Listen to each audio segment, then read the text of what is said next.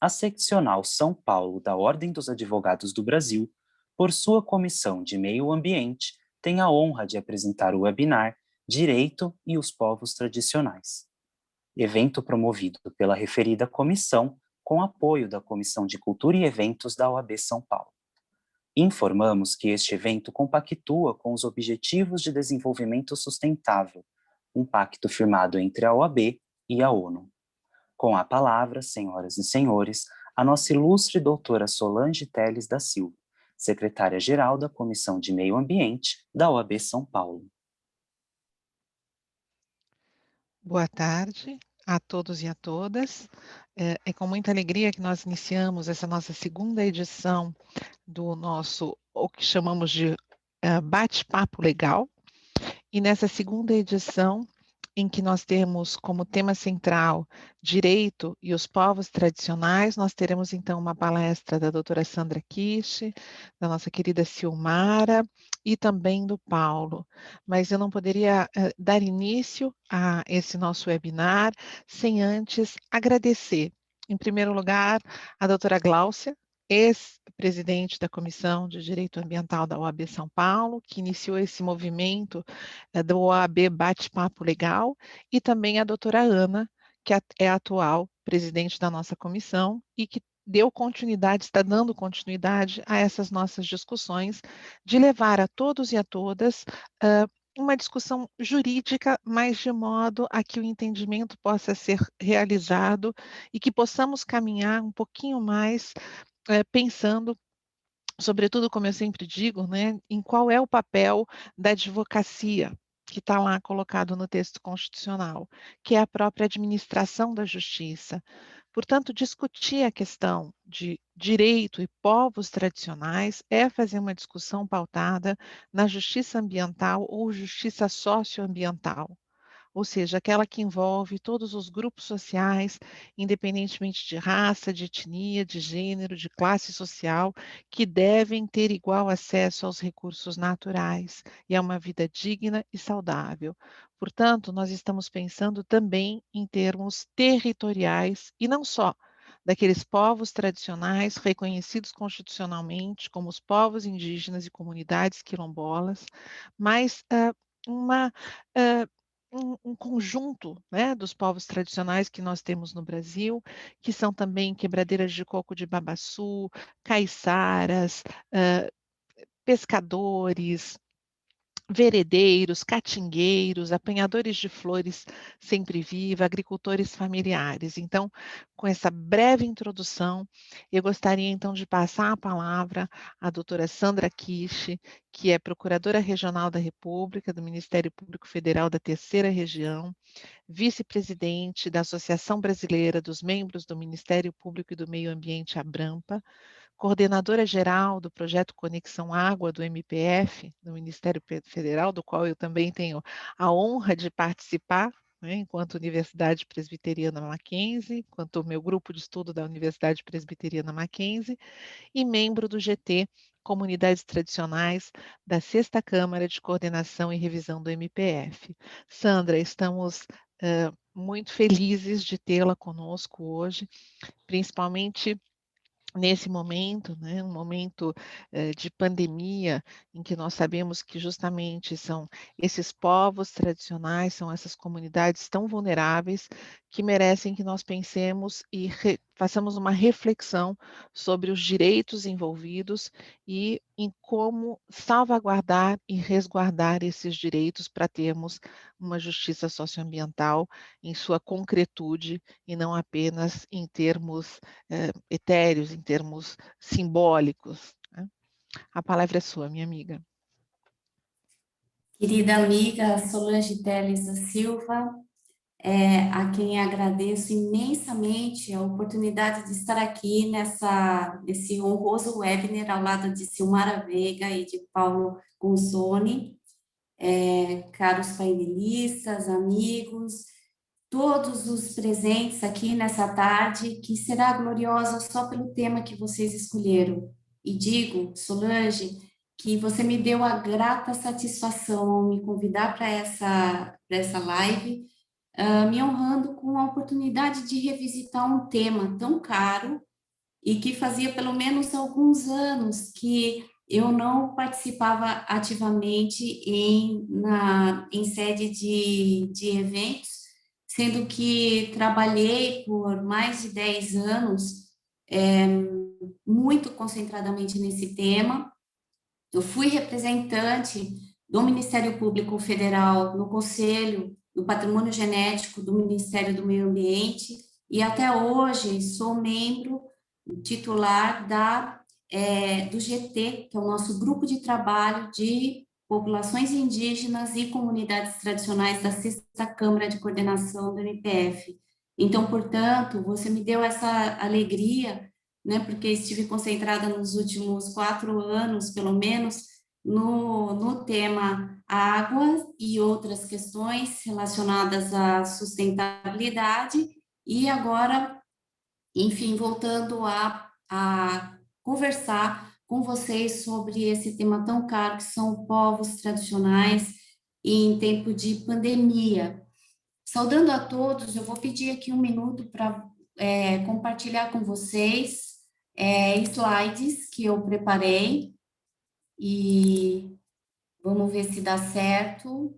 Vocês conseguem ver, Solange, por favor? Perfeito, Sandra.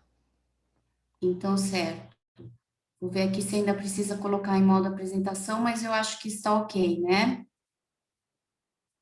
Então, gostaria de agradecer aqui a Comissão Permanente de Meio Ambiente, saudando a nossa querida OAB, e comentar um pouco sobre o Conexão Água, antes de adentrar na questão propriamente de povos tradicionais. O Conexão Água é um projeto do MPF diferenciado porque tem uma metodologia resolutiva de atuação com uma estratégia específica, voltada para a construção coletiva de governanças colaborativas. É um tema muito novo de trabalho em redes multidisciplinares e multissetoriais, inclusive Poder Judiciário, CGU, TCU, Tribunal de Contas da União e dos Estados, Ministério Público dos Estados, todos os ministérios públicos da área da União, o Ministério Público Federal, o próprio MPT e os outros ministérios públicos que congregam e formam mais de 13 mil membros de Ministério Público brasileiro voltados e articulados para essa estratégia resolutiva. Então, daí nós buscamos o quê? Soluções e alternativas com inovação para objetivos comuns, principalmente focados no controle social e no controle de riscos. Por quê? Porque hoje nós estamos definitivamente numa sociedade de risco. E o contexto dessa sociedade é aquele contexto, infelizmente, de crises de todos os setores juntos, e que, portanto, se não buscarmos estrategicamente trabalhar de forma proativa, juntos, unindo esforços e capacidades, nós não conseguiremos cumprir os objetivos de desenvolvimento sustentável, principalmente porque nós temos uma agenda comum para facilitar o alcance desses objetivos, inclusive deduzidos em metas, como vocês sabem, metas de objetivo de desenvolvimento sustentável, são 169 metas, são 17 objetivos de desenvolvimento sustentável, e o contexto, a conjuntura atual, infelizmente, é do quê? É o da pandemia, sendo que estudos científicos demonstraram o que, na verdade, quem milita na área de direito ambiental, de proteção do meio ambiente, já sabia, que, na verdade, nós estamos numa situação que está completamente relacionada à degradação do meio ambiente. Todas as últimas epidemias, elas revelaram uma conexão com zoonoses e com vírus ou bactérias vindos justamente desse desequilíbrio ambiental e da nossa biodiversidade. enfim, do nosso ecossistema, genes e espécies. Então, portanto, diante dessa conjuntura, é que o Ministério Público Resolutivo, que é a base da pauta do projeto Conexão Água, que na verdade tem esse nome, que é o nome fantasia, né? Assim como, por exemplo, só para citar um exemplo conhecido de todos, Operação Lava Jato, no cível nós temos Conexão Água, que na verdade é um nome fantasia porque a água transpassa todos os setores e todos os aspectos da vida. Água é vida.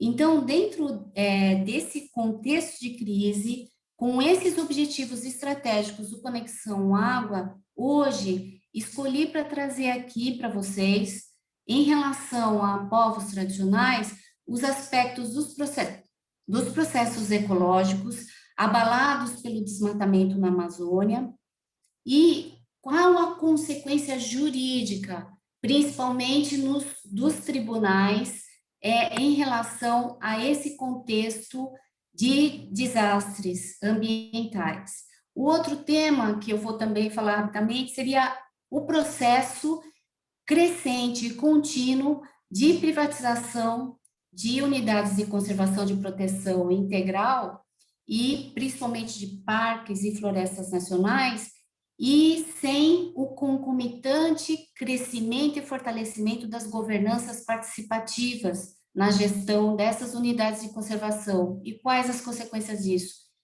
Também lançando olhares para a nova lei de pagamento por serviços ambientais e como que se situa os povos tradicionais nessa nova lei. E, por fim, trazer para vocês a novidade, a cereja do bolo da apresentação, que é o novo princípio da precaução. Todos que militam com direito ambiental conhecem a verdadeira pedra de toque, a mola mestra do direito ambiental, que é o princípio da precaução. Só que hoje nós vamos falar do novo princípio da precaução diante dos riscos, justamente por conta da sociedade de risco e desse contexto de desastres ambientais. Então, começo trazendo para vocês, com base no ODS 11 e ODS 15, que foi sugerido pela organização desse evento, né, as questões relacionadas, as questões jurídicas, as normas jurídicas internacionais relacionadas às questões das comunidades tradicionais vulneráveis e excluídas. Nós temos, no âmbito da Organização Mundial de Saúde, por exemplo,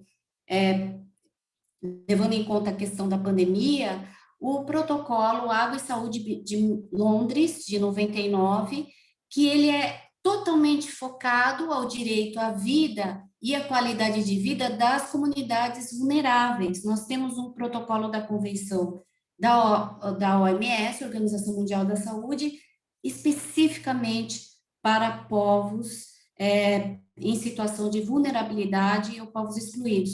Aí nós agregamos também um outro, hoje uma norma de ponta de lança, um ícone também, mola mestra do nosso direito ambiental, que é o Acordo Regional de Escazú de 2018, também recente, e que trouxe em relação à garantia dos povos tradicionais o direito ambiental de participação, ou seja, o que significa pelo Acordo de Escazú esse direito ambiental de participação? Significa que a verdadeira interação dos saberes tradicionais, dos conhecimentos imemoriais, do conhecimento local dos povos tradicionais, além de serem ouvidos e levados em consideração, precisam ter a contrapartida de resposta e interação do gestor público e privado que interagem com o povo, com a comunidade tradicional. Então, isso está expresso no artigo 7º e também no 7º 13 do Acordo de Escazú. Aí temos também recentíssimo relatório da Comissão Interamericana de Direitos Humanos, que fala sobre a situação dos direitos humanos no Brasil, em relação justamente já atualizado para a situação da pandemia, e que destaca também no capítulo de povos tradicionais, a questão primordial da consulta prévia. Então, se nós temos um norte em relação a qual é a situação jurídica candente dos povos tradicionais, é a necessidade de sempre, sempre, sempre cumprir a consulta prévia, ouvindo e criando os espaços de interação e participação e de controle social por parte dos povos nesses ambientes criados. Isso está previsto na Convenção 169 da OIT, que é norma incorporada no altiplano constitucional pelo nosso ordenamento jurídico. E também trago aqui, em relação a essas normas de destaque recente para as questões dos povos tradicionais, o recentíssimo julgado também da Corte Interamericana de Direitos Humanos, que é o Laca-Roñat versus Argentina, e que acabou pela primeira vez no âmbito convencional americano de direitos humanos, definindo o não retrocesso ao meio ambiente equilibrado e sadio e ao direito territorial coletivo das comunidades. Além disso, foi além e trouxe também num viés não só de reconhecimento, mas um viés já caminhando para reparação, a questão da desigualdade em termos culturais do não reconhecimento da identidade cultural do povo tradicional. Ele foi específico para povos indígenas e povos tribais, mas nós temos que fazer a leitura de que esses ambientes de Comissão Interamericana de Direitos Humanos ou a própria Corte Interamericana usam o termo povos tribais, que são correspondentes à noção nossa ou ao conceito de comunidades tradicionais. Lembrando que hoje nós temos o decreto 6040, que no artigo 3º traz uma definição bastante abrangente para não deixar mais dúvidas de que no amplo conceito de povos tradicionais estão incluídas todas as gamas dos grupos sociais vulneráveis e minorias que a professora Solange Telles citou no início, na abertura desse webinar.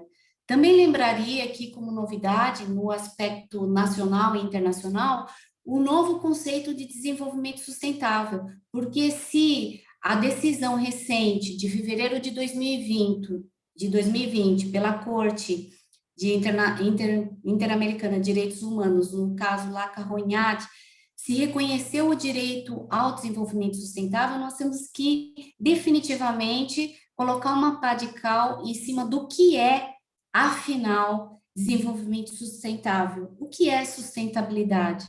Bom, nesse livro, Desenvolvimento Sustentável, OGM e Responsabilidade Civil, do professor Gerd Winter, que nós tivemos a honra de prefaciar, eu tive a honra da coautoria do prefácio com o professor Paulo Afonso Leme Machado, e nessa obra, Gerd Winter traz a definição muito simples de sustentabilidade, que é nada mais, nada menos do que integração.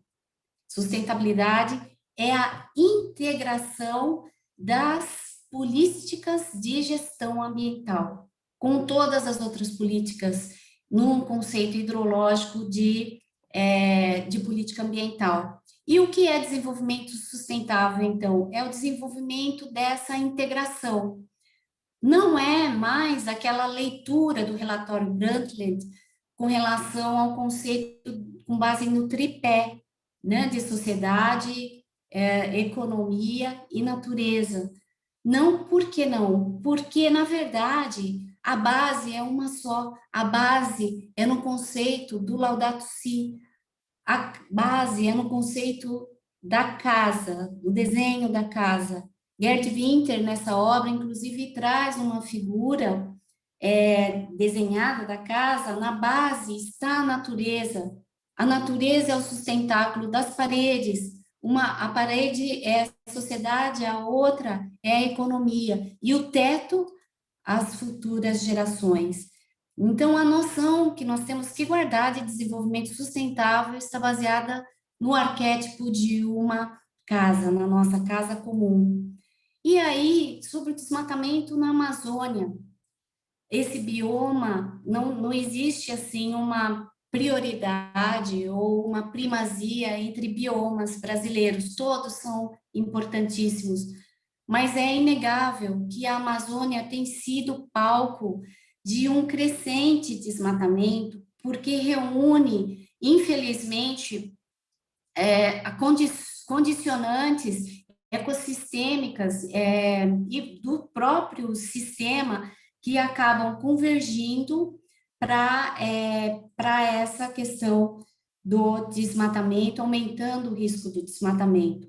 Né? Nós temos ali uma concentração gigante de unidades de conservação e de territórios indígenas que definitivamente são os pontos responsáveis como barreiras sentinelas de ativas em favor da proteção das florestas. No entanto, essas unidades de conservação e esses territórios indígenas estão sofrendo ameaças por conta de um processo mal planejado de privatizações. E o nosso receio, já começando a entrar aqui na questão da nova lei de pagamento por serviços ambientais, o nosso receio verdadeiro é que não seja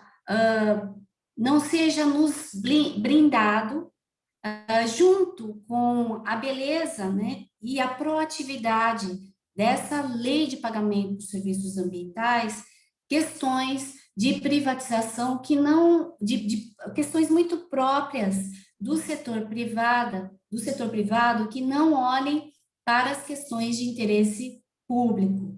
Então, diria já como exemplo a prioridade máxima que está no artigo 6º, parágrafo 2º da Lei 14.119, que é a Lei de Pagamento por Serviços Ambientais. A prioridade dos povos tradicionais serem os provedores recebedores, né, dessa política de pagamento por serviços ambientais. E também a questão de não ser considerado um fator cultural muito próprio das reservas da biosfera da Amazônia, né? Afinal, as reservas da biosfera têm como ponto alto a questão cultural, por isso que está atrelado à Unesco, e tudo isso justificaria o quê? Conselhos tradicionais, conselhos consuetudinários tradicionais, formados não paritariamente, mas formados majoritariamente por representantes de povos tradicionais. Isso é o que representaria os interesses reais das unidades de conservação e dos territórios indígenas, provedores, recebedores de pagamento por serviços ambientais. No entanto, nós temos aí desastres ambientais, mais a questão da pandemia, agregado ao desmatamento e conformando aí toda uma gama de riscos coletivos e que estão, na verdade, agregados a outros fatores que nós podemos citar, por exemplo, a questão da grilagem de terras, a questão da violência e dos próprios conflitos entre comunidades e povos, conflitos que não são equacionados de uma forma, não são propostos espaços adequados para mediação coletiva desses conflitos. Agregado a tudo isso, a falta de fiscalização ou a fiscalização deficiente, não só nas unidades de conservação, mas fora delas, no ambiente amazônico. Aqui nós estamos falando das questões do desmatamento na Amazônia, agregando ainda a questão da extração ilegal de madeira, das queimadas, da ocupação desordenada do solo, do garimpo ilegal, enfim, prejudicando a saúde pública por conta das substâncias utilizadas no processo desse garimpo, enfim, a falta de regularização fundiária, tudo isso acaba convergindo para a situação que nós perguntamos: isso será visto ou isso será cuidado pelo gestor privado? Vamos considerar, se o gestor privado não detém legitimidade ou poder de polícia para fiscalizar, como é que adequadamente o gestor privado, na privatização das unidades de conservação e dos espaços territorialmente protegidos, como ele vai efetivamente, não só monetariamente, colaborando com serviços de fiscalização, mas como estará planejado isso de uma forma hidrológica, levando em consideração as questões de desenvolvimento sustentável e as questões de identidade cultural dos povos tradicionais. Enfim, nós temos novas modalidades de participação social na justiça que estão sendo crescentemente utilizadas, principalmente no âmbito do Supremo Tribunal Federal, como nós vimos na DPF 709, da relatoria do Dr. Roberto Barroso, em relação à consulta prévia dos povos indígenas e tribais, e que, na verdade, trouxe a questão do necessário isolamento, que nada mais foi do que também uma crescente tendência, que é a utilização de mecanismos e de medidas acautelatórias previamente, diante do avanço dos graves riscos nessas situações de vulnerabilidade. Tudo isso foi reconhecido em sede cautelar e foi determinado o necessário isolamento dos povos, agregado às questões de segurança segurança alimentar, segurança da saúde da saúde indígena e da saúde dos povos tribais naquele conceito amplo. Enfim, esse direito ao isolamento, embora seja em nível cautelar, ele tem base também numa resolução da Comissão Interamericana dos Direitos Humanos.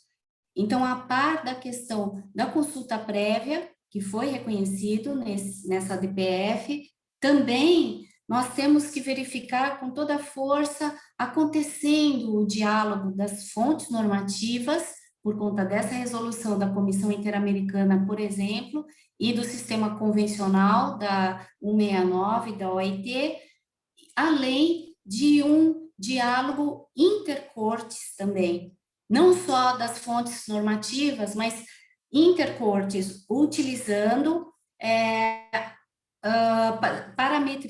parametrizando-se com julgados da própria Corte Interamericana de Direitos Humanos, aí destacando a do recente caso Lacarronhá contra a Argentina, que reconheceu o artigo 26 da Convenção Americana, que é aquela, né, de 99, e de São Salvador, também do artigo 11, que trouxe no Pacto de São Salvador todo o reconhecimento aí formal do direito ao meio ambiente equilibrado. Enfim, há toda uma tendência não só a reconhecer, como reconheceu já formalmente a nossa jurisprudência, a supralegalidade dessas convenções, o sistema convencional, desde que seja favorável à defesa dos povos tradicionais, são deles que nós estamos falando, tá? Como, nesse caso, Lacarronhá, definitivamente reconheceu a necessária aplicação imediata dessas normas, né? E, recentemente, no dia 27, agora de março, nós tivemos a questão, novamente, do território Wirarocá, né, dos Guarani Kaiowá, no Supremo Tribunal Federal, embora esse caso seja em torno de uma questão de juízo de admissibilidade de uma ação rescisória, e não propriamente o mérito da questão do marco temporal da aplicação, né, das questões do direito ambiental internacional humanitário, né, numa ampla perspectiva temporal, nós temos que reconhecer, não nesse caso específico dos Guarani Kaiowá, mas nós temos que acompanhar o caso Choclen, na verdade, no Supremo Tribunal Federal de Santa Catarina, porque ali sim a questão do marco temporal será definida pelo Supremo Tribunal Federal, que deve olhar para a ultratividade da norma coletiva mais favorável, a norma mais benéfica aos povos tradicionais, diante do princípio da maximização do direito fundamental e também da otimização necessária da preservação do meio ambiente e reconhecendo uma prevalência das questões, dos valores fundamentais ecológicos em relação a qualquer outro valor fundamental da nossa Carta Magna.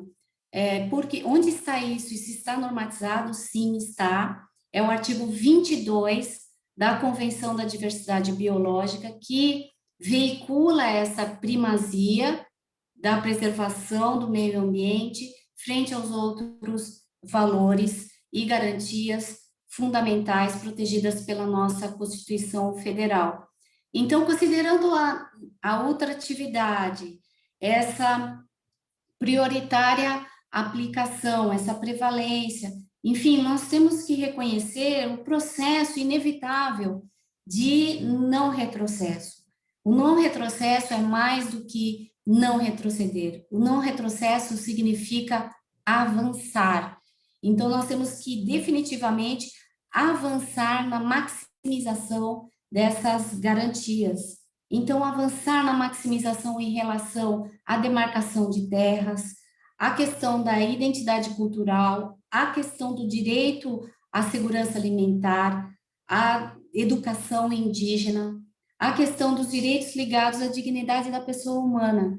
Enfim, e o caso Lacahonhá, novamente, possibilita a justiciabilidade, ou seja, a aplicação ou enforceability, ou aplicabilidade dessas questões, dessas garantias em concreto. Enfim, valorizando ao máximo a atual tendência do diálogo das cortes e do diálogo das fontes normativas, porque nós temos também, além desse precedente da Corte Interamericana de Direitos Humanos, nós temos também os princípios orientativos das Nações Unidas, de 2011, que mudou a relação jurídica, que antes era primordialmente relação de Estado contra o indivíduo, passando agora a selar uma relação entre empresas e o coletivo de comunidades vulneráveis. Então, essa mudança da relação jurídica, quando falamos de comunidades tradicionais e garantia dos direitos dessas comunidades, tem que ser levada nesse nível para poder fazer as contrapartidas em relação, por exemplo, à lei de liberdade econômica, observando sempre essas garantias também previstas na Declaração de Direito ao Desenvolvimento, que, embora seja soft law, trazem e iluminam salvaguardas socioambientais que também são reconhecidas pelas cortes internacionais de direitos humanos, como a Interamericana de Direito Humano. Por exemplo, não só a avaliação de impacto ambiental, mas a avaliação de impacto socioambiental. Isso está previsto, inclusive, nos princípios do Equador, que iluminam todas as questões de finanças sustentáveis, olhando principalmente para financiamentos. Também traz a salvaguarda, ou fundamenta a salvaguarda, de planos de gestão socioambiental e também planos de desenvolvimento cultural, econômico e social dos povos tradicionais. Ou seja, quando nós formos elaborar revisões, trabalhar em revisões de plano de manejo, nós temos que agregar os planos de desenvolvimento econômico, social e cultural dos povos tradicionais, que podem estar não só na área de sobreposição da própria unidade de proteção integral, como nas áreas do entorno, né, nas zonas de amortecimento, por exemplo. Enfim, nós temos que olhar para essas novas salvaguardas que vão ajudar a entender o porquê desses movimentos de colegiados tradicionais, consuetudinários e de novas orientações que estão orientando julgados da Corte Interamericana de Direitos Humanos. Nós temos uma linha, na verdade, de compliance nesse aspecto para seguir, uma linha do tempo que culmina hoje na onda, desculpa chamar de onda, tá? Mas é a nova grande onda, né, do desempenho ou do risco ESG, a orientar o quê? As finanças sustentáveis, todo o sistema, inclusive de investimentos sustentáveis, sendo que não só por conta da cultura da segurança que foi estabelecida pela nova lei de introdução ao Código Civil, né, de 2018, mas também as questões de regulamentos na União Europeia. Nós temos o regulamento 2019-2088, que simplesmente promove ou veicula em nível de norma, não só soft law, a uma transparência progressiva. E essa mesma norma da União Europeia prevê o cumprimento de metas ligadas à restauração de ecossistemas coloca até prazo, até dezembro de 2020. Ou seja, já passou. Nós estamos atrasados em relação à restauração ecológica das florestas, naquele conceito hidrológico de restauração do meio ambiente, conjugada a uma gestão das outras questões, águas, clima, solo e etc. E tudo isso também se faz presente na questão das finanças. Nós tivemos encerrado agora no dia 8 de março a consulta pública da CVM, e agora nós estamos no meio das consultas públicas abertas do Banco Central para crédito rural e para responsabilidade em frente a riscos socioambientais do agente financiador. Ou seja, nós temos que recomendar pelo dever de diligência, pelo registro de perdas dos riscos socioambientais na contabilidade das empresas e dos bancos, porque, na verdade, esses riscos não podem ser arcados, né, pela sociedade, mas tem que ser internalizados pelo responsável financiador ou pelas empresas que estão à frente dos projetos e empreendimentos, enfim, avaliando toda a gama de riscos socioambientais e nos estudos prévios de impacto ambiental. Aqui, então, lembro que é um chamado, na verdade, à sociedade como um todo. Todos vocês, todos nós estamos incitados, não apenas convidados, mas incitados, porque a Constituição só usa verbos no imperativo, nós temos o dever, nós somos obrigados a proteger o meio ambiente, então nós temos que interagir nessas consultas públicas. Do crédito rural está aberto até o dia 23 de abril, e a consulta pública do Banco Central, que soube hoje de manhã, portanto, a nossa apresentação está atualizada até hoje de manhã, estará aberta até o dia 5 de junho para a questão de riscos socioambientais, completamente relacionado às garantias e direitos de povos tradicionais. Enfim, o que nós temos aqui para terminar e encerrar aqui com a cereja do bolo é um novo princípio da precaução. Novo princípio da precaução, o que é, afinal?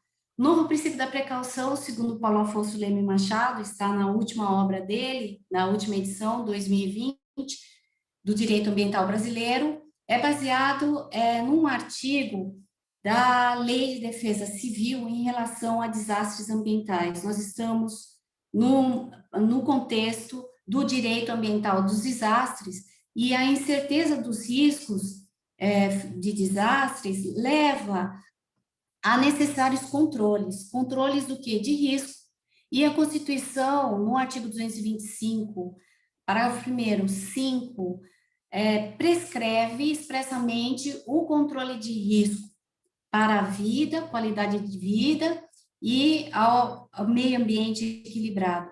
Então, o risco não evitado gera responsabilidade.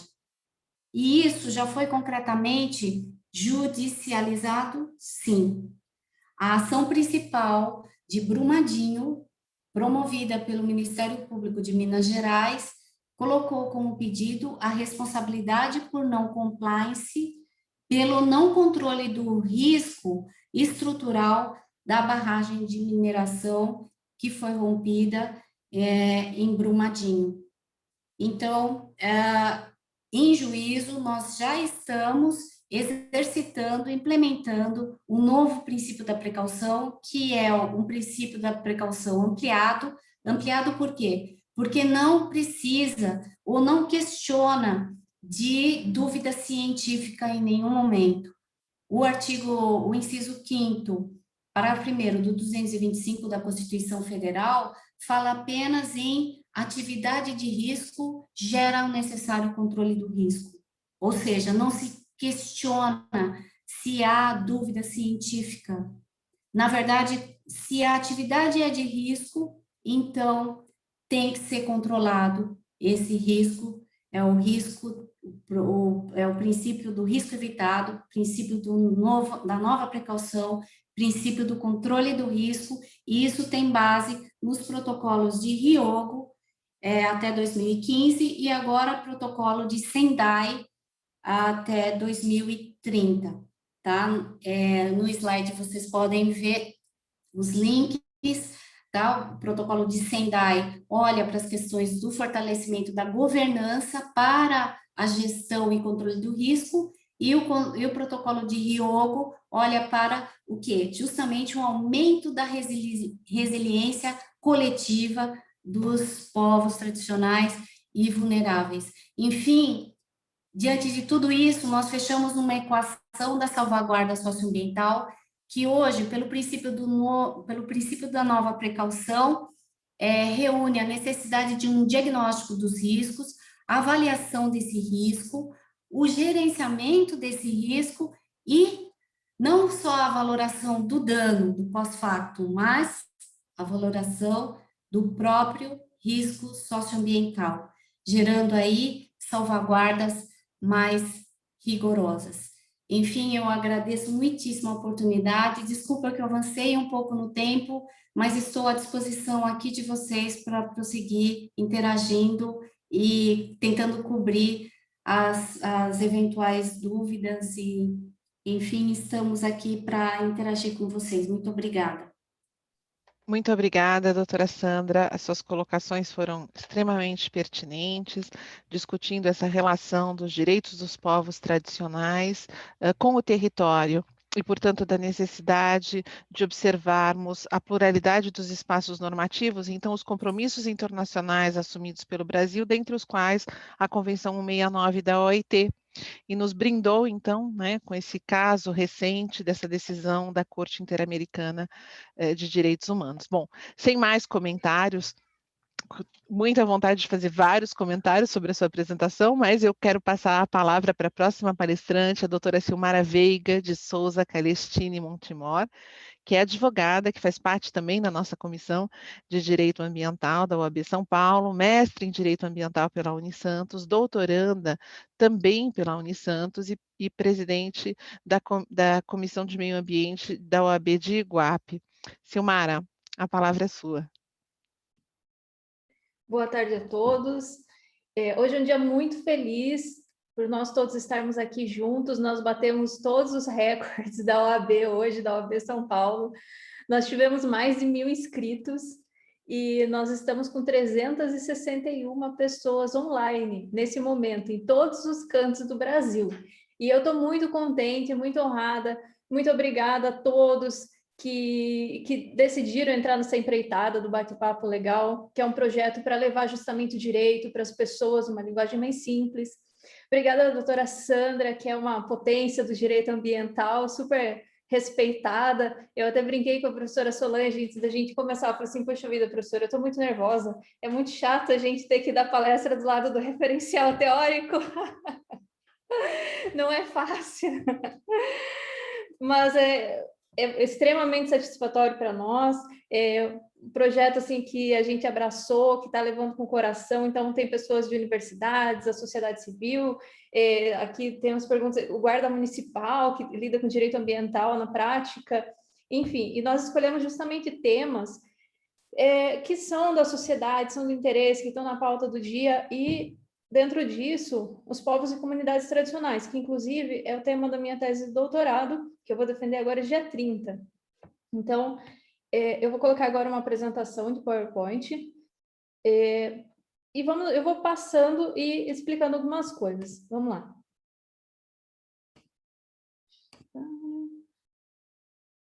Aqui.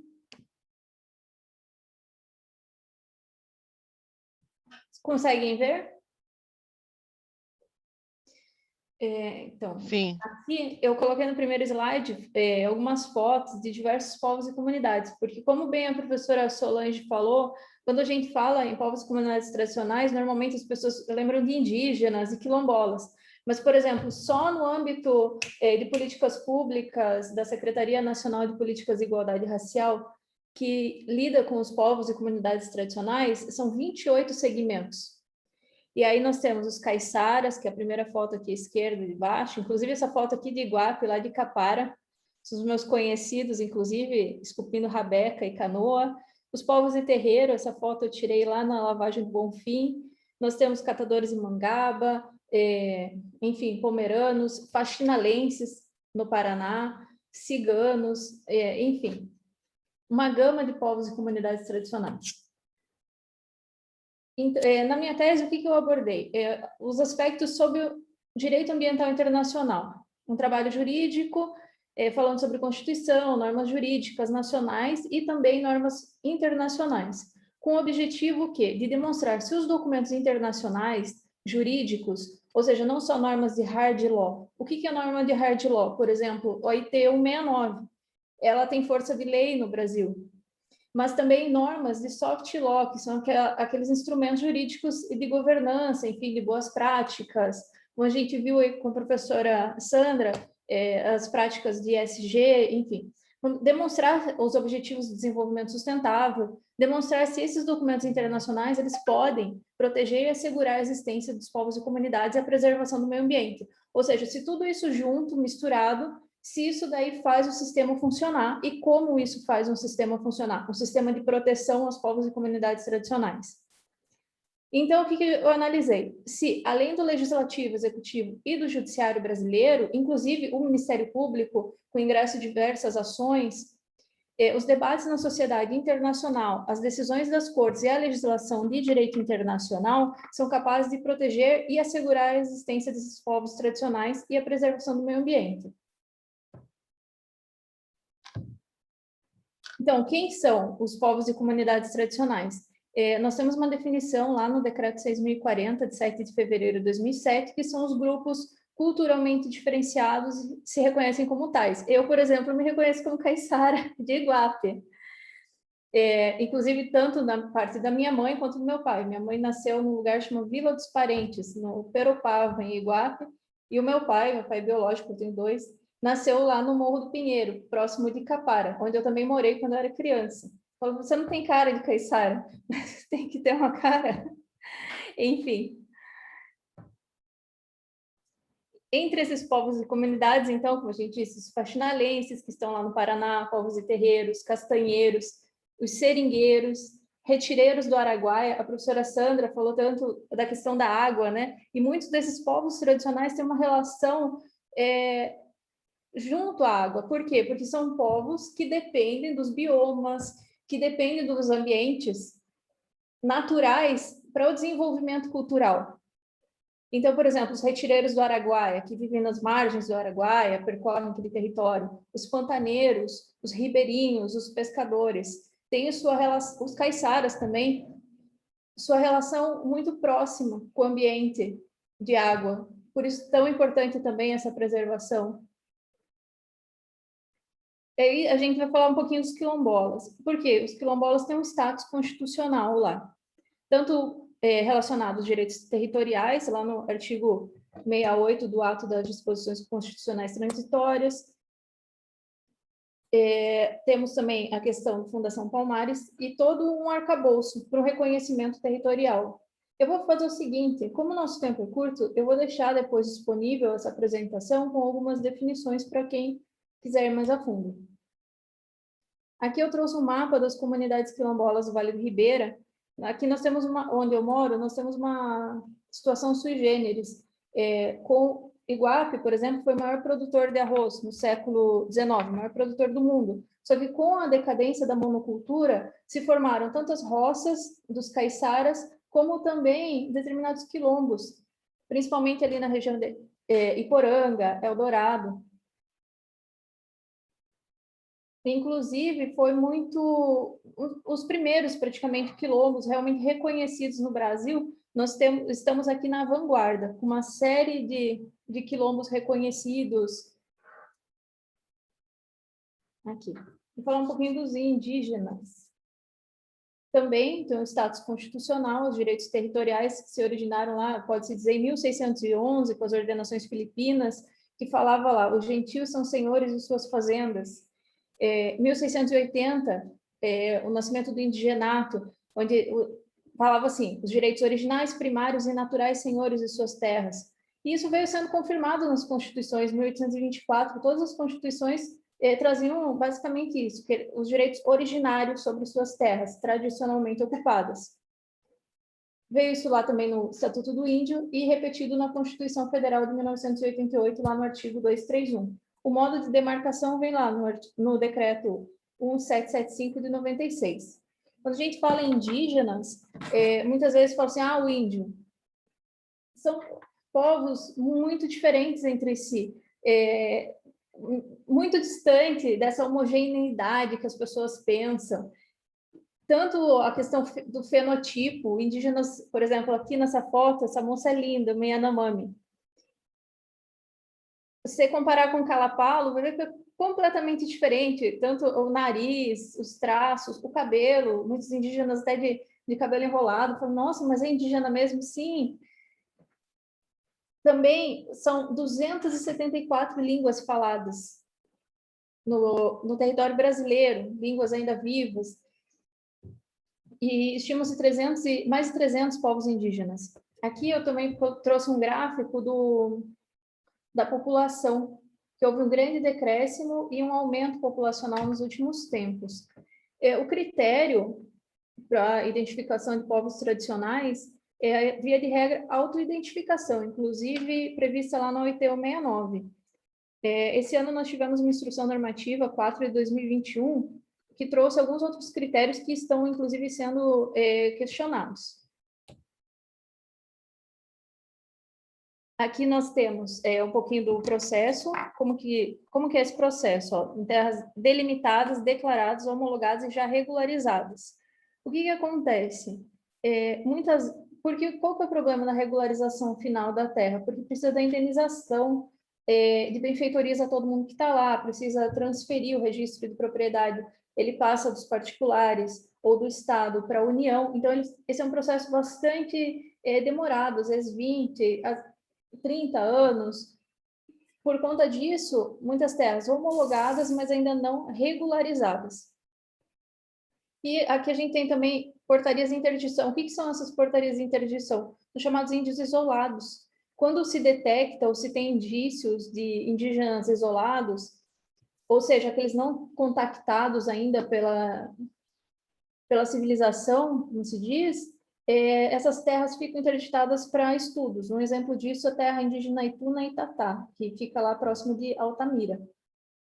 Esse é um mapa do lado com as terras indígenas no Brasil. Uma das questões que se vem discutindo, a questão também de exploração de minérios em terras indígenas.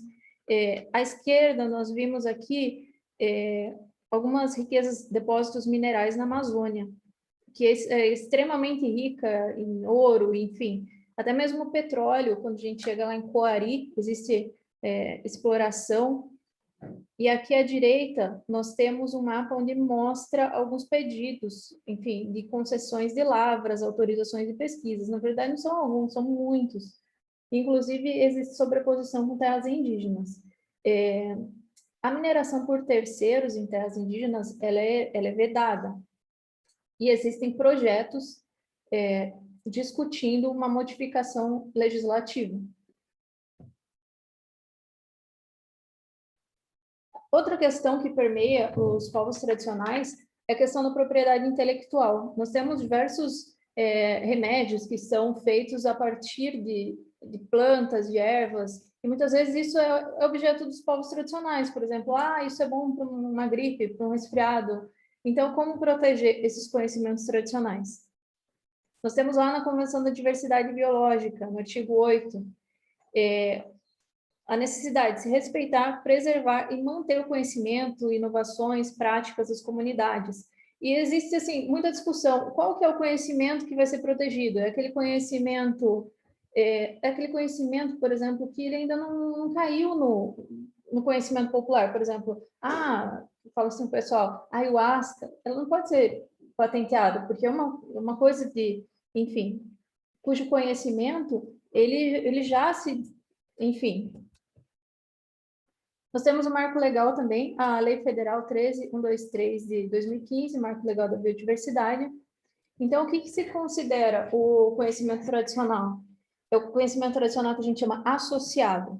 É informação ou prática de população indígena, comunidade tradicional ou agricultor tradicional sobre as propriedades ou usos diretos ou indiretos associados ao patrimônio genético.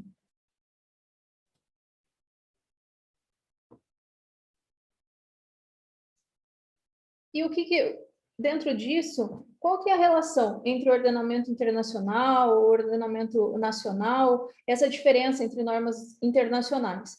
Nós temos normas internacionais que a gente chama que estão dentro do DIMA, que é o Direito Internacional do Meio Ambiente. Acho que até na última palestra eu falei um pouquinho sobre isso. O que é o Direito Internacional do Meio Ambiente? Aquele hard law, aquela com força de lei. E o que é o novo, o DAI? São diálogos, é governança, são objetivos de desenvolvimento sustentável, e que vem também com muita força. Por exemplo, o que nós estamos fazendo hoje aqui é uma espécie de governança, está dentro do DAI. Por quê? Porque a OAB pode-se considerar que faz para a diplomacia, porque com a sua influência, ela utiliza de mecanismos para conseguir também se fazer ouvida. Ou seja, a OAB, ela traz essas discussões e abre os debates. Isso é uma forma que pode se considerar que está dentro do DAI. Aqui nós vemos um gráfico com os acordos multilaterais ambientais. Nós vemos aqui um crescimento muito grande a partir da década de 70, onde nós tivemos a Conferência de Estocolmo, que é o nosso marco do direito ambiental. E aí, quando a gente chega lá em 1990, quando nós tivemos a Rio 92, tivemos um grande boom desses acordos.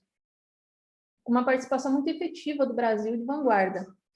Quando a gente fala de povos e comunidades tradicionais, a gente precisa falar de diversidade e tolerância. Está previsto lá no artigo 215.5 da Constituição Federal, que prevê a liberdade de pensamento, de consciência, de religião, opinião, expressão, e que a educação deve favorecer a compreensão, a tolerância e a amizade, porque como pessoas tão diferentes, tão distintas, podem conviver sobre o mesmo território de forma harmônica. A base disso é a tolerância.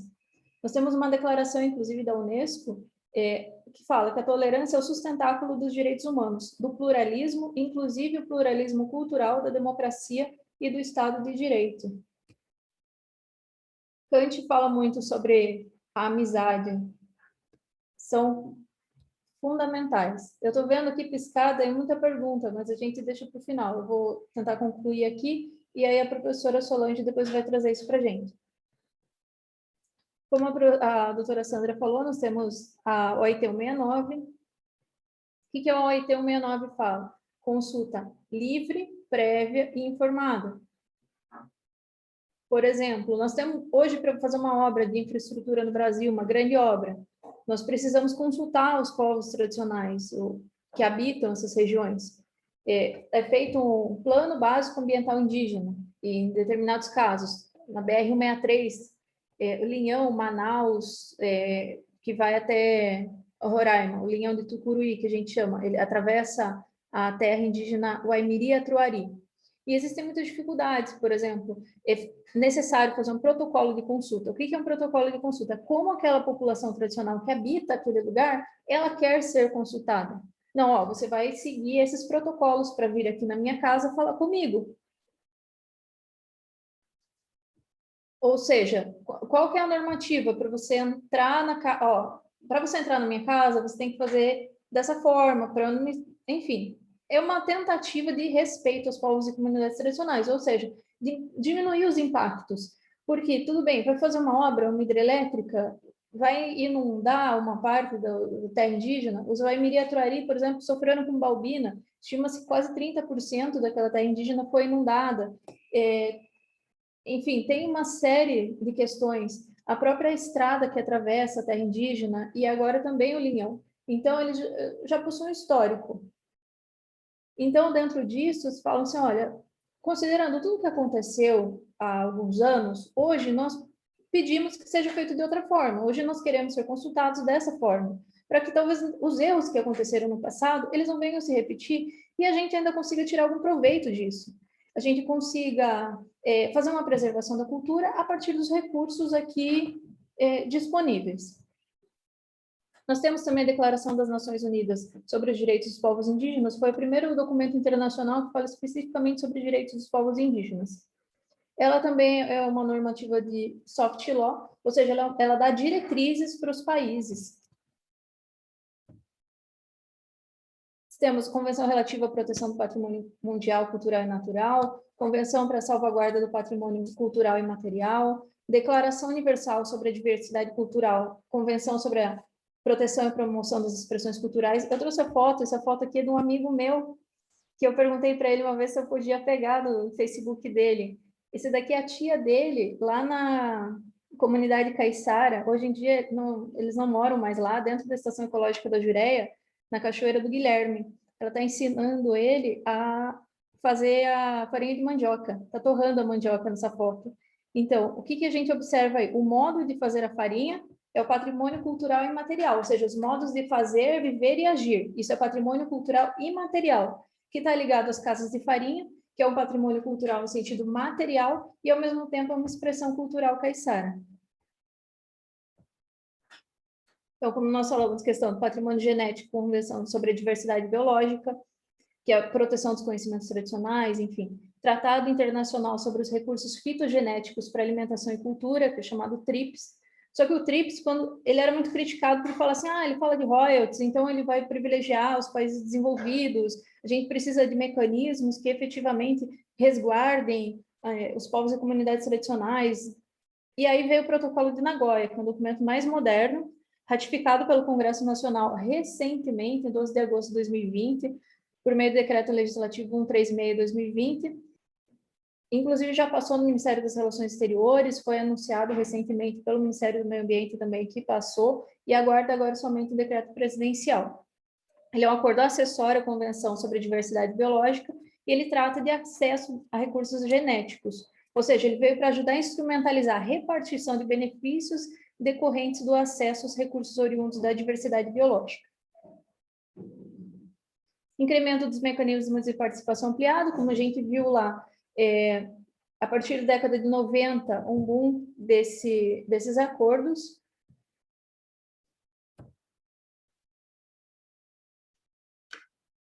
Aqui, aí eu vou trazer brevemente as questões socioambientais na visão dos tribunais, até porque eu acredito que eu também já esteja estourando o meu tempo.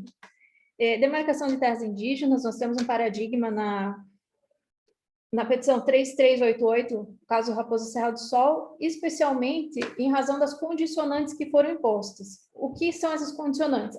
Demarca a terra indígena tradicionalmente ocupada. O que é uma terra tradicionalmente ocupada? Veio definido no voto do ministro Menezes Direito. Ou seja, para o STF, para ser considerada tradicionalmente ocupada, é necessário que ela haja um marco temporal da Constituição de 88, salvo em caso de esbulho remitente. Inclusive, isso foi confirmado pelo parecer da AGU, que é o parecer 001/2017. O que acontece? Hoje, nós temos um caso, que é o caso de Chocleng, a professora Sandra até falou dele. Porque o que acontece?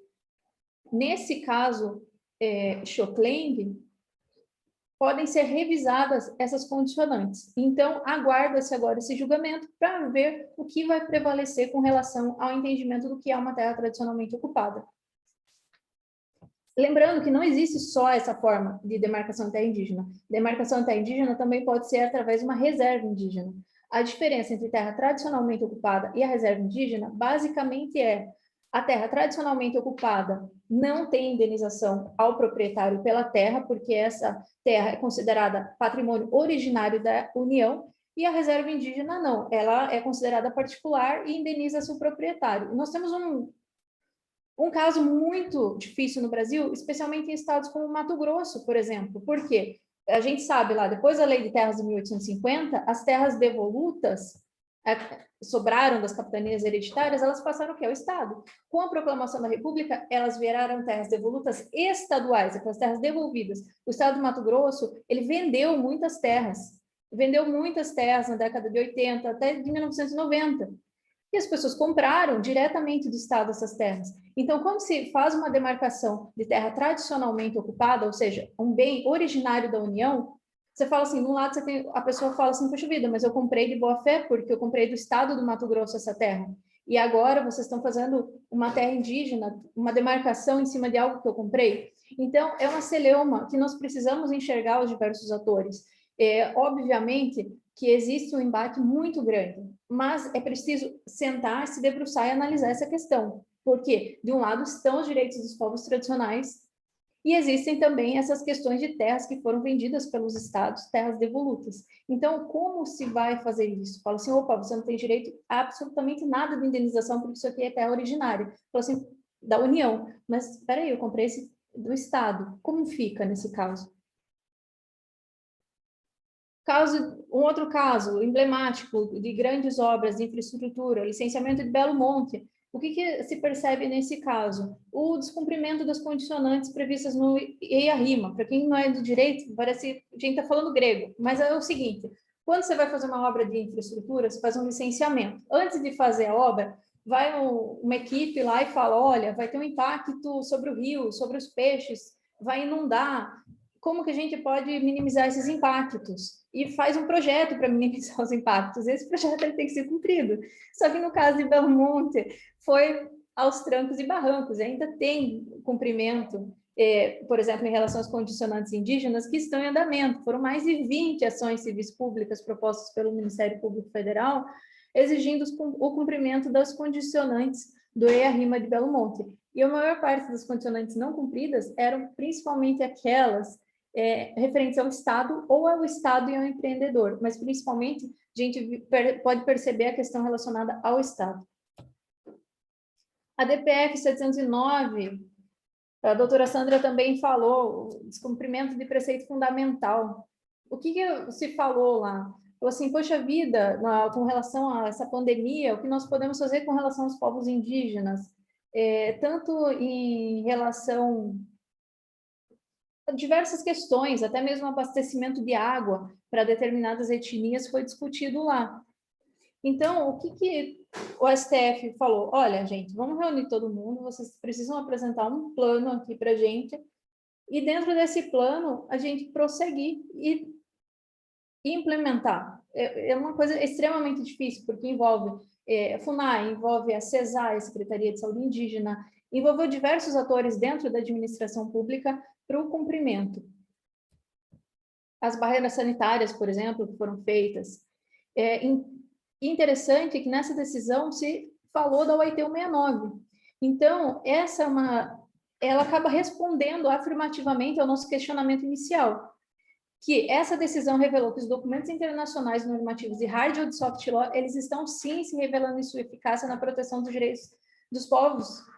Por quê? Porque falou expressamente que precisava seguir o 8169 nessa decisão. Então, a partir do momento que o STF cita um documento internacional e respalda sua decisão com base no documento internacional, é que sim, nós temos um ordenamento sistêmico.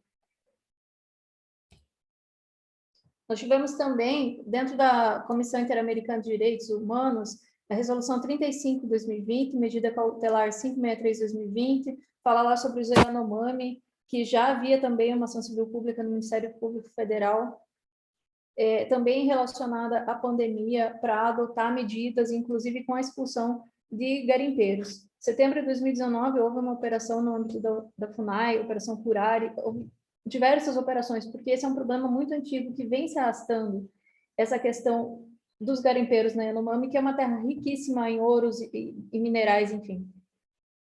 Também tivemos aqui, com relação aos Guajajara e ao da terra indígena Araribóia, também concessão de medidas cautelares. Temos uma outra questão muito recente da base de Alcântara, que envolve quilombolas. O que é a base de Alcântara? A base de Alcântara é o sonho do planeta, praticamente, porque, eu sei que eu já estourei meu tempo também, professora, um minutinho só, estou no último slide. A nossa Terra, ela é o quê? Ela é gordinha, então ela gira mais rapidamente próximo à linha do Equador do que nas pontas. Então, quanto mais próximo à linha do Equador, mais aceleração nós temos. Então, o que acontece? Alcântara está na linha do Equador e ela tem uma condição climática, geológica inigualável praticamente. Então, foi escolhida para a base. Isso já na década de 80, dentro da missão, onde se sonhava com um foguete brasileiro. Nós tivemos uma tragédia lá com a explosão da base, muitos professores, cientistas renomados do Brasil, do ITA, acabaram falecendo, e isso com muita dificuldade. Agora, porque o que aconteceu? Falou assim, olha, para a gente implementar a base, vai precisar deslocar algumas populações. E previu-se que seriam dados títulos para essas pessoas. Só que isso em 1990, 1992, os títulos foram dados, 120 títulos no mês passado. Então, o que a gente vê? A gente vê uma morosidade do Estado no cumprimento do que foi prometido aos povos e comunidades tradicionais. Então, assim, tudo bem, vocês querem fazer a base aqui, mas faz um negócio legal, de repente, para os jovens, coloca uma escola de tecnologia, eles também querem participar do projeto aeroespacial, por que não? Como mitigadora de impacto, ensinar, traz uma escola, manda os jovens fazerem um intercâmbio, vocês não querem trazer a NASA para cá, por que não levar os nossos meninos também para conhecer? Então, que haja uma troca efetiva e que haja o cumprimento das promessas. E seriedade no enfrentamento dessas questões e respeito àquelas pessoas que estão lá. É isso que nós precisamos ver e é isso que eu realmente sinto. Esse engajamento, seriedade, comprometimento com relação aos povos e comunidades tradicionais, que nós passemos a encará-los e a ver que essas pessoas existem, e não trazer políticas de forma verticalizada, mas sim de forma horizontal. Isso é a Convenção 69, conversar, diálogo, debate, governança. Nós temos um exemplo de solução consensual, o caso do Aixaninca. Muitas vezes fala assim, não, não dá para a gente fazer acordo envolvendo povos e comunidades tradicionais, vai abrir mão de direitos indisponíveis, mas processos que poderiam durar 30 anos, às vezes eles podem se resumir em muito menos tempo, caso todas as partes consigam fazer uma composição, ainda mais se o Ministério Público agir como custos legis. Então, dentro disso, as considerações finais, A gente vê no ordenamento nacional que os tribunais vêm se guiando pelas normas de direito internacional, como exemplo a 8169, utilizada em diversas decisões. Então, nós podemos concluir que existe sim um ordenamento sistêmico em que, pesem as críticas, ele pode ser considerado como um sistema garantidor dos direitos dos povos e comunidades tradicionais, confirmando a nossa hipótese. É isso aí. Muito obrigada, Deus abençoe a todos. E eu encerro por aqui, professora. Muito obrigada, Silmara. Eu acredito que você trouxe novamente, né, essas discussões a partir de soft law, hard law, mas também ressaltou a questão da aplicação direta de tratados pelo judiciário. Então, acho que esse ponto é um ponto fulcral para nós compreendermos que não podemos apenas olhar para o direito nacional, para o direito doméstico, para o direito brasileiro, mas temos que ter uma compreensão de que eu sempre digo para os meus alunos, né, alunas, né, do direito nos seus 360 graus, das várias facetas. E com essas palavras, eu gostaria de passar, pelo adiantado da hora, já a palavra, né, para o Paulo Garcia Consoni, que é advogado, consultor ambiental e tributário, que tem experiência em direito público e privado e que atua, como eu disse, como consultor e que é membro da Comissão de Meio Ambiente da OAB. E também membro de grupos de pesquisa, como o do Energia e Meio Ambiente e Sustentabilidade da PUC de São Paulo, ou ainda de Biodireito da professora doutora Maria Garcia, da PUC também de São Paulo. E é um futuro mestrando, né? Possivelmente, quem sabe conosco lá no Mackenzie, ou em uma outra universidade, por aí afora. Paula, a palavra é com você, a palavra é sua. Obrigado, doutora Solange, professora.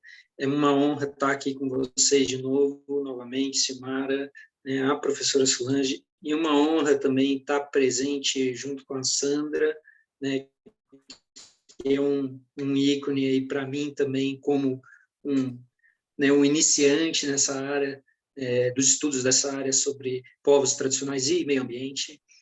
Quero começar a trazer nessa palestra, e vou ser muito breve, vou tentar ser muito breve. Vou trazer nessa palestra um conteúdo mais econômico sobre as nossas situações e as situações dos povos indígenas e a situação ambiental, né? Fugindo um pouco do direito, devido também a tanta elucidação muito excelente, tanto pela Sandra quanto pela Solange, e venho trazer para um ponto mais dos fatos atuais, né? Os povos tradicionais, eles têm uma relação mútua com a natureza, e junto com eles, eles compreendem como cuidar da terra, como cuidar dos seus e cuidar de si mesmos.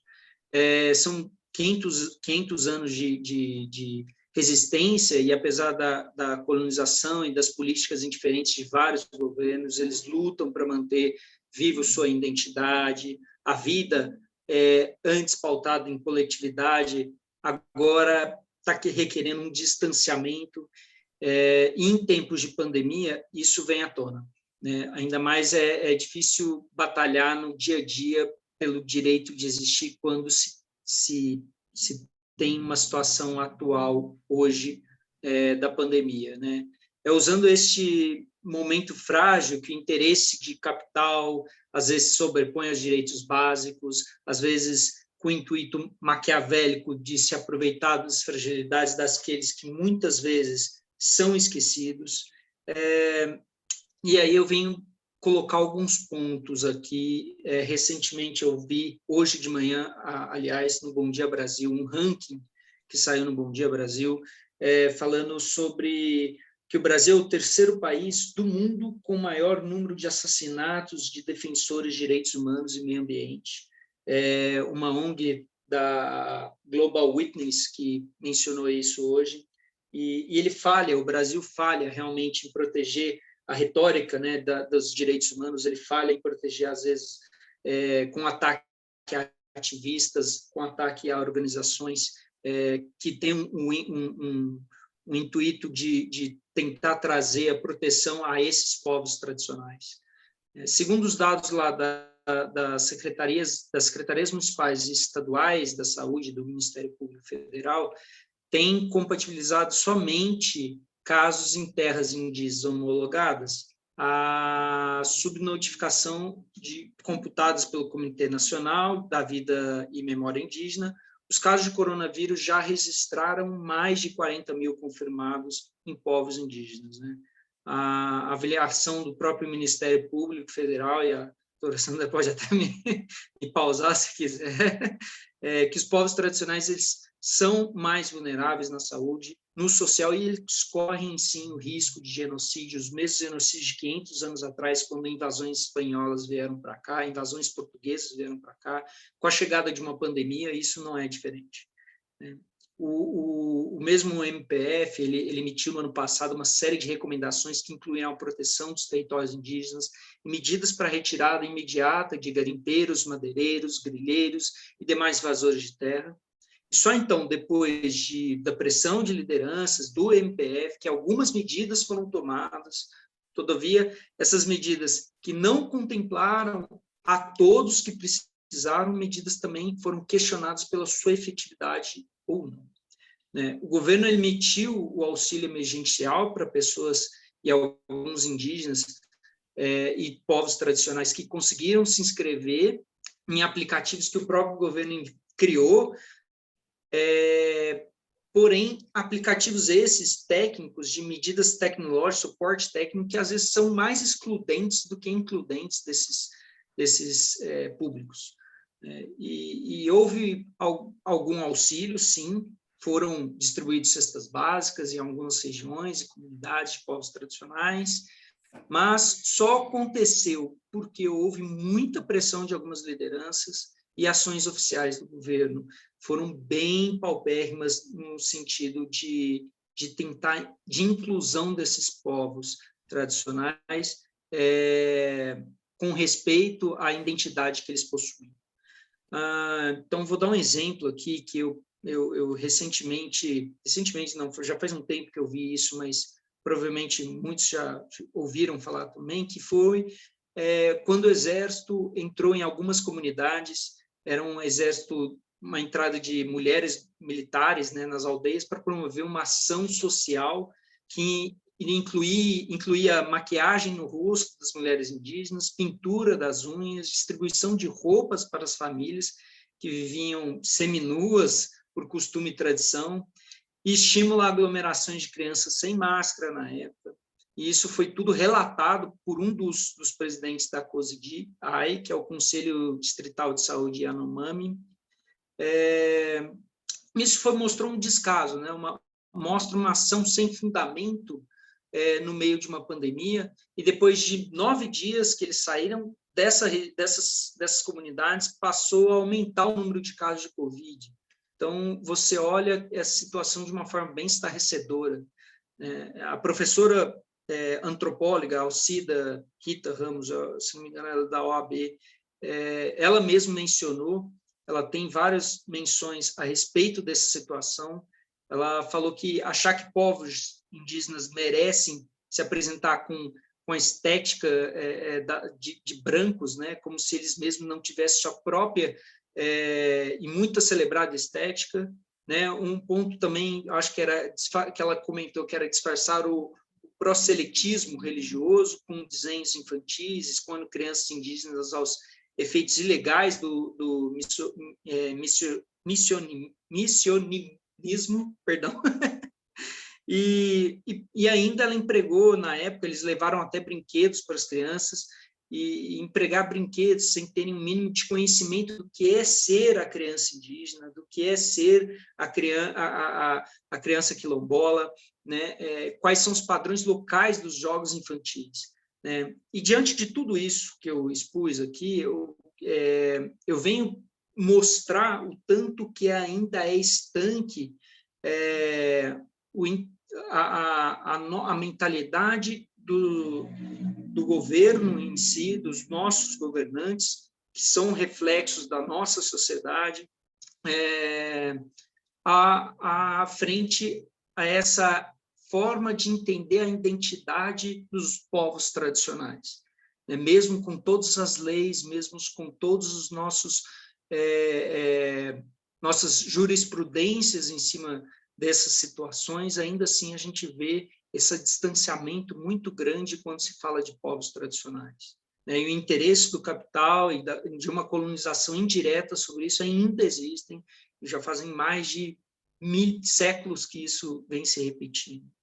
Para tratar sobre esse assunto, eu acho que é importante a gente mencionar sobre 2 teorias críticas em relação entre ecologia e desigualdade. A proposta de tratamento dos planos ambientais sob o ângulo de abordagens econômicas leva à indagação sobre a eventual contribuição na análise social à questão dos povos tradicionais e do meio ambiente. Então, vamos falar sobre algumas teorias que vinculam a economia, essa visão econômica de um colonizador ainda existente no Brasil, e a visão do que realmente deveria ser da ecologia e da economia frente a essas vertentes. Quando a gente fala de economia hoje, o que é concebido e institucionalizado é o crescimento ilimitado dessa economia para satisfazer as necessidades que também são ilimitadas daqueles que utilizam. E, contudo, a gente tem que olhar para a economia hoje, assim como o direito, que tais povos e o meio ambiente, de uma forma mais desconstruída do antropocentrismo vigente, com o olhar de uma nova formação social, onde as riquezas são distribuídas conforme as necessidades, mas dentro de práticas sociais que não há de supervalorizar a mercadoria. Uma sociedade que tem reconciliação com a natureza e o humano. Como eu disse, há 2 frentes que eu venho apontar com relação a isso. Uma é o ecologismo dos pobres, que vem tratar esse ramo mais empírico e militante, nos quais os conflitos socioambientais opõem grupos desfavorecidos, em geral vinculados a várias gerações e certos espaços naturais, e seus serviços ecossistêmicos em grupos econômicos que pretendem utilizar os recursos desses espaços. E, por outro lado, a justiça ambiental que vem ao nosso caso, como advogado, como professores, pela própria MPF, que vem levantar o debate dos critérios de renda ao lado do contexto étnico-social. O caso do exemplo de grupos deslocados na implantação de empreendimentos, e eu falo empreendimentos como responsabilidade, seja quais forem econômicos, sociais ou até mesmo de direito.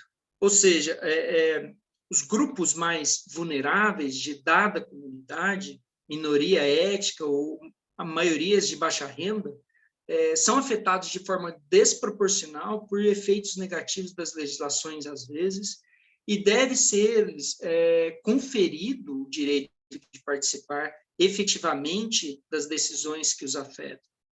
Pleitear medidas compensatórias pelos gravames suportados, como a doutora Silmara veio pontuar, como a doutora Sandra veio pontuar, nos princípios que regem o direito ambiental e sim o direito desses povos tradicionais.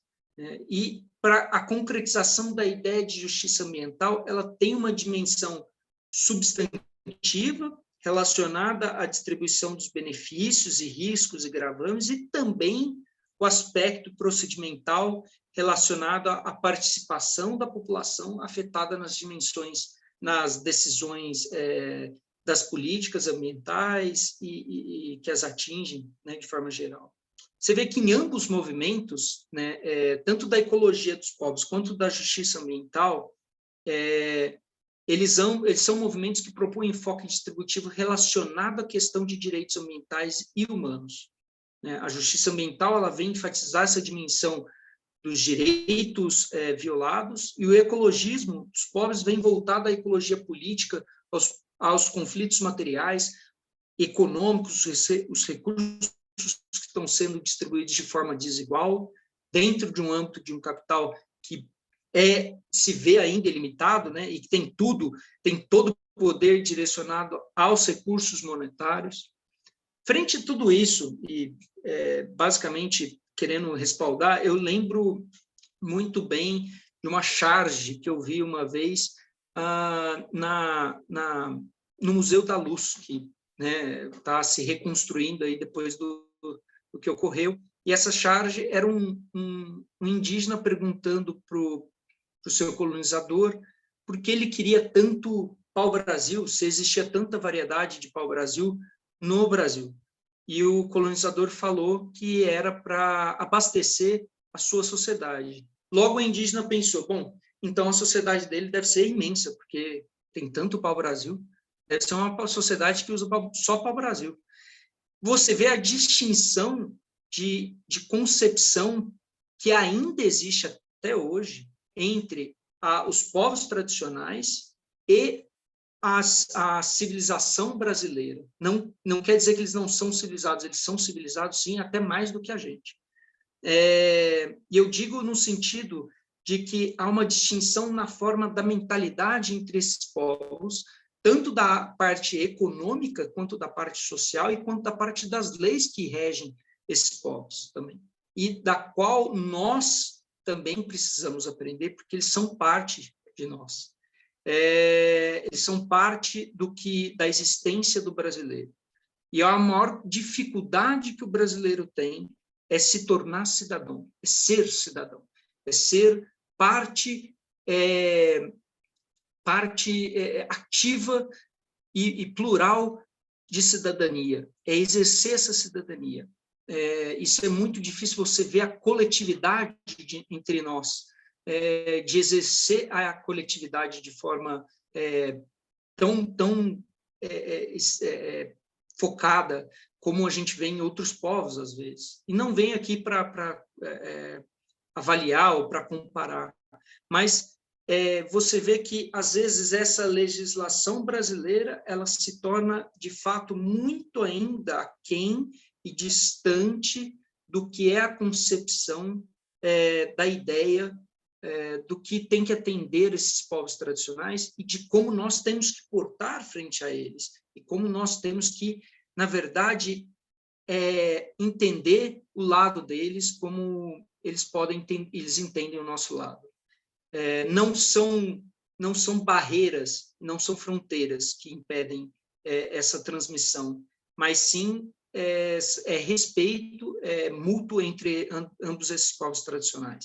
E a economia ela está agregada a isso. A economia brasileira, a forma como a economia se põe frente aos problemas ambientais, à sustentabilidade, ao desenvolvimento sustentável, mostra que ainda a gente é muito antropocêntrico,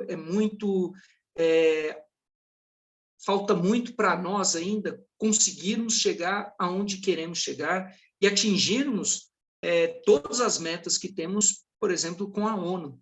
Né? Para 2020 ficou para 2030, o que era para 2030 ficou para 2040, e assim a gente vai empurrando.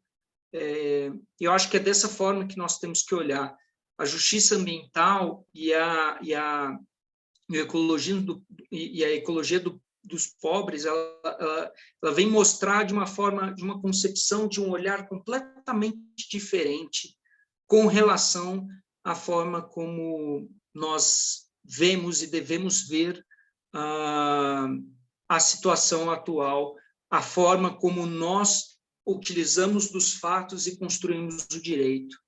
Né? Eu acho que eu passei um pouco do meu tempo, não sei se passei um pouco do meu tempo, não lembro de quando iniciei, mas eu acho que é isso. Assim, eu deixo aqui meu agradecimento a todos. Não vim elucidar leis nem tratativas dos povos tradicionais, mas trazer uma concepção mais voltada a realmente as realidades que vêm acontecendo e as concepções que criam o nosso direito e criam a OIT, né, por exemplo, de 169, que a Silmara e a doutora Sandra mencionaram. Eu acho que é mais nesse sentido. Obrigado a todos pela atenção e aguardo aí as perguntas se tiverem. Muito obrigada, Paulo. Tivemos várias discussões aqui em paralelo, né, no chat, nas perguntas, sobre a questão de Guarapiranga, do desmatamento, e em relação ao fato de que se na verdade, o fato de nós termos a fiscalização ambiental, mas mesmo assim nós vemos o cinturão verde do bioma da Mata Atlântica aqui em São Paulo, né? Ele está sendo desmatado todo esse cinturão verde por loteamentos irregulares, com anuência de órgãos fiscalizadores, enfim. Se isso tudo vai fazer com que a população fique sem água, né? E como é que nós vamos poder pensar na resolução desse problema? Embora não tenha uma relação direta e específica com povos tradicionais, tem talvez com conexão à água, né, doutora Sandra?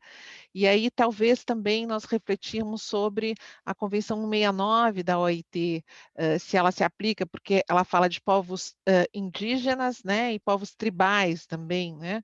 Então, o que significa isso? Nós poderíamos ver aí elencados também os caiçaras, por exemplo, quando tivermos projetos, grandes projetos industriais de maricultura aqui no litoral norte de São Paulo, se nós temos sim que fazer essa consulta prévia, livre, informada, talvez essa possa ser algo que a senhora possa comentar, né? Ou ainda indo para a Silmara, e aí eu vou dar assim rapidamente 5 minutinhos para que cada um possa falar, Silmara. Nós temos o professor Carlos Marés, que vai dizer que, na verdade, quando nós fazemos essa discussão do marco temporal, né, nós estamos diante de uma manutenção de uma política de esquecimento por parte do Estado, que ocorreram violações, deslocamentos forçados, né? E o professor Carlos Marés diz que uma ausência de demarcação vai ocasionar a médio e longo prazo um verdadeiro etnocídio, né? E assim ele se coloca bem claramente falando sobre que a existência de um direito originário que não se restringe só a nós pensarmos na restauração de um passado ancestral, mas de possibilitar, né, um futuro possível e harmônico para esses povos, né? E nesse sentido, Paulo, queria te colocar assim, como é que você vê o direito em tudo isso? Será que a gente vai caminhar para um direito da natureza, né? Tal qual as constituições da Bolívia, do Equador, trazem os direitos da natureza, os direitos da Pachamama? Será que essa é uma visão de futuro do direito para que nós possamos, então, realmente falar de direitos humanos? Porque os direitos humanos, ou quando nós pensamos em termos deles, todo mundo fica muito preocupado e dizendo que direitos humanos têm um custo, né? Tem um custo dar acesso à água a todos, tem um custo dar acesso à saúde de todos. Só que assim, às vezes nós olhamos para o remédio e não para a causa, né? Então, se nós tivéssemos uma outra relação com a natureza, se nós reconstruíssemos esse paradigma, talvez, né, esse acesso à saúde fosse dado em outros termos, porque nós não estaríamos pensando lá, né, num remédio, né, talvez até de um veneno químico, né, que se dá mais em uma saúde integral do planeta, né? Então, eu fiquei só pensando e foram algumas colocações que vieram, além do que no chat acabou sendo discutido a questão dos ativistas, né, e da irmã Dorothy, e até surgiu a ideia, por que não fazer um livro, né, com todos esses ativistas que foram mortos e talvez reverter o que for auferido de recursos para esses povos indígenas e comunidades tradicionais. Então, eu coloco aqui para vocês, fui pincelando nas discussões que ocorreram no chat, para trazer, então, em 5 minutinhos, essa percepção de vocês, para que nós possamos, então, finalizar. Abro, então, a palavra, na sequência, Sandra, Silmara e ao Paulo. Obrigada, professora Solange. Gostaria só um tempinho para falar como foi fantástico as duas apresentações, Silmara Veiga e Paulo Consoni, tá? Porque trouxeram os aspectos que eu vou colocar na resposta para a professora Solange. Exatamente o exemplo prático da Casa da Farinha, dos caiçaras, com aquele conhecimento tradicional, e o Paulo também falando das questões que, na verdade, intrínsecas, né, de um direito cultural indígena que, na verdade, está arraigado dentro, em algum lugar, do nosso próprio direito, do direito econômico, enfim, olhar um pouco mais profundamente sobre intrinsecamente os valores tradicionais dentro da nossa visão, né, ocidental de direito econômico, enfim, dessas questões. E aí, indo para a Solange, obrigadíssima, Paulo e Silmara, parabéns. E aí, Solange, em relação à questão da segurança hídrica, eu só lembraria que a única vacina até hoje existente e efetiva contra a Covid é a água de qualidade, né? É com a água que nós estamos garantindo, enfim, a higiene, lavar as mãos, enfim, o acesso a essa água é fundamental. O saneamento é a vacina contra a Covid efetiva. Então, olha a importância da questão, né, de plano de segurança hídrica e plano de segurança da água. A partir do momento em que acompanhei no chat as discussões aqui pela fiscalização, né, nas áreas de mananciais, enfim, é absolutamente importantíssimo, olhando sempre com aquele caráter hidrológico, olhando para as questões de solo, uso, ocupação de solo, clima, enfim, e a integração de todas as gestões, né?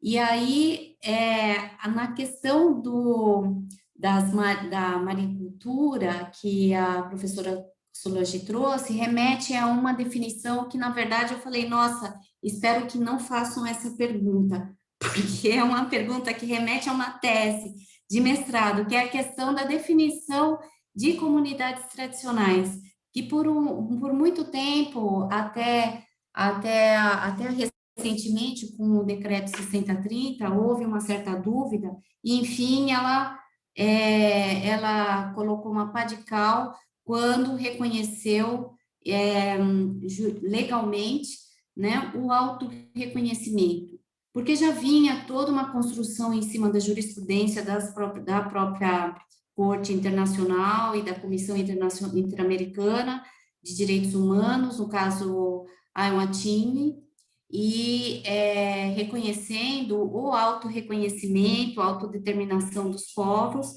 tá? E também com base no artigo 4º da Constituição Federal. Nossa, mas eram todas as construções, e aí veio a lei, que é o decreto 6040, que trouxe expressamente, simplesmente população tradicional quem se reconhece como tal. Então, os produtores de maricultura, né, ainda que não, eles não precisam saber classificações, por exemplo, de comunidade ou de povo tribal, né? Simplesmente, se eles se reconhecem como aquele povo que tem uma prática peculiar, tradicional, e o tradicional, eu reforço aqui, não está ligado necessariamente ao imemorial, ao antigo, ao ancestral. Pode ser uma prática revitalizada, tá? E aí eu trago para a questão da maricultura, que foi trazida a questão, né, da industrialização ou nessa comunidade caiçara, né, dessa cultura, né, da maricultura, produção de mariscos. Por quê? E aí eu lembro o seguinte, com base na doutrina de Graham Dudfield, o principal é reconhecer o estado da arte do conhecimento. Qual é o estado da arte, o âmago do conhecimento tradicional? Naquela situação da Casa da Farinha que a Silmara trouxe. O âmago do conhecimento tradicional da precisão absolutamente, assim, milimétrica de uma flecha lançada por um indígena. Enfim, é de uma precisão, assim, absolutamente milimétrica. Ou eu lembrava aqui uma conversa o que eu tive logo, bem antes da pandemia, inclusive, em 2019, quando começaram as primeiras notícias, rumores, ainda quanto a SARS, a primeira SARS, não a SARS-CoV-2, a primeira SARS, e aí o indígena Jaibara, que é um maco, que eu não sei se está aqui nos assistindo, mas ele me falou de uma possível cura da árvore de quina, né? E que nada mais é do que o princípio ativo o quinaquina, a árvore quinaquina, que é o princípio ativo da hidroxicloroquina, né? Enfim, para o SARS, mas de uma aplicação tradicional diferenciada, né? Não, enfim, mas a industrialização, ela vai se basear no quê? Em qual estado da arte, em qual essência do conhecimento tradicional. Não é a industrialização, não é a sintetização, não é a acomodação, a robótica das coisas, né? A tecnologia, a inovação tecnológica que vai mudar e transformar aquela finalidade, né, que eu chamo de uma finalidade, inclusive, utópica de desenvolvimento sustentável, tá? Que vai, segundo as palavras de Ailton Krenak, né, que pode transformar, na verdade, entre aspas, enganado pela tecnologia das coisas, pode transformar a utopia num placebo, a utopia placebo, tá? Por quê? Porque, na verdade, não se olhou para o âmago daquele conhecimento. E o caso Anhá, já vou terminar, Solange, desculpa, o caso Anhá, não é a Anhá é o Laca-Roñá contra a Argentina, versus Argentina, também trouxe essa classificação, Paulo Consoni, da consolidação da cosmovisão, da cosmologia, do entendimento tradicional que é valorizado. Então, se o povo se reconhece como tal, né, como tradicional, e na visão cosmológica dele, que é isso que essa importantíssima decisão da corte reconhece, então é isso que vai dar valor. Não é a visão tradicional sobre a cultura tradicional, tá? Não é a visão ocidental sobre a cultura tradicional, mas é a valorização da cosmovisão tradicional que vai dar o seu devido valor. Solange, desculpa, eu ficaria aqui horas, dias, conversando sobre esse tema, tá? Com Pela certeza, oportunidade. Sandra. Eu passo direto a palavra a Silmara. Eu quero deixar minha última mensagem, falar que eu estou super feliz, que eu agradeço principalmente a quem está aqui com a gente há quase 2 horas. Nós estamos aqui com 418 pessoas online, e isso é fantástico no âmbito da OAB, é fantástico no âmbito da nossa comissão. Eu agradeço, nossa, de coração, o pessoal da Unisep lá de Registro, o curso de Direito que está nos assistindo, mandando um abraço aqui. Todo mundo que, sabe, que contribuiu, que cedeu seu tempo, que está assistindo, porque isso daqui só existe graças a vocês que estão nos assistindo.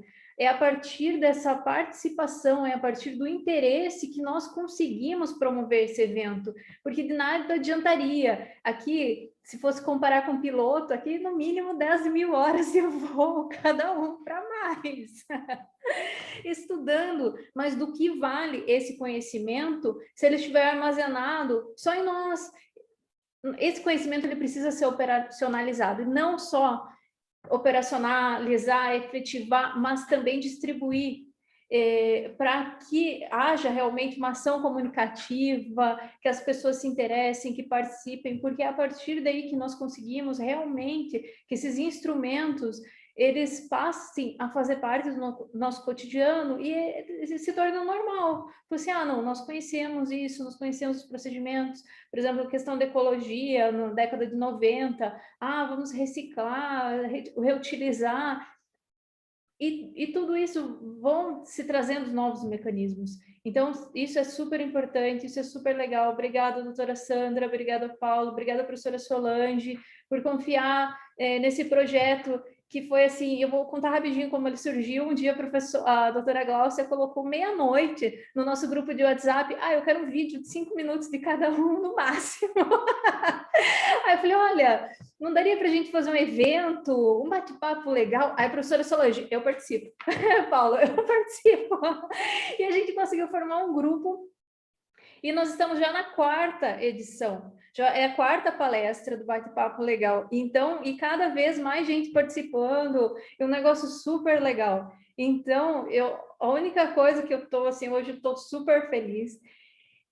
Muito obrigada a todos. Com relação aos debates que foram feitos, por exemplo, a Caiçaras, agora às 6h30 vai ter o lançamento do protocolo de consulta lá do pessoal da Enseada da Baleia, da Ilha do Cardoso, porque acontece, existe um movimento do oceano e caiu lá uma parte da ilha, enfim, a ilha está se dividindo no meio e caíram casas, e a professora falou do professor Carlos Marés, inclusive, é do grupo de pesquisa dele, lá da PUC Paraná, no mestrado e doutorado em Direito Socioambiental, estão promovendo. Então, esses protocolos de consulta, eles estão se normalizando. Antigamente, ninguém sabia como funcionava, como fazia, e isso também está se tornando mais comum, mais fácil.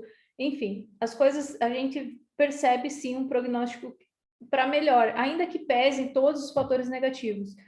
Tanto o trabalho incansável do Ministério Público Federal na propositura de ações, a iniciativa de execução de políticas públicas por parte do Executivo. Nós temos, sim, um arcabouço normativo muito grande. A questão é efetividade, implementação e conseguir que essa normativa, esse ordenamento, seja de forma sistêmica implementado para a real garantia dos direitos dos povos e comunidades tradicionais. É isso aí, minha mensagem hoje para vocês. Beijo no coração. Obrigada, Silmara. Paulo? Oi. Então, respondendo, agradeço a todo mundo também antes por estarem aqui ainda, né, nesse webinar. Realmente está sendo uma coisa muito legal a gente ter desenvolvido e durante esse período de 2 anos, se eu não me engano, né, Silmara? A gente tem desenvolvido vários debates lá na comissão também a respeito.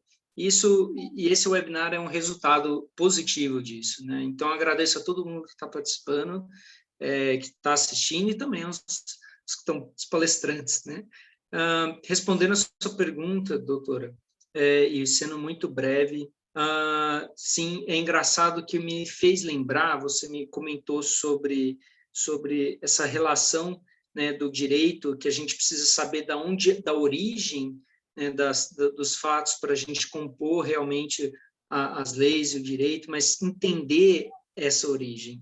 No sentido, em que sentido eu falo isso? Eu lembrei de um fato de um amigo meu que foi para o Jalapão, e no Jalapão tem várias tribos indígenas e quilombolas, e dentre a passagem do rio que se faz na balsa, você passa por uma tribo, e essa tribo, ela impede você passar, a não ser que você compre uma pinga na vendinha que tem ao lado da balsa.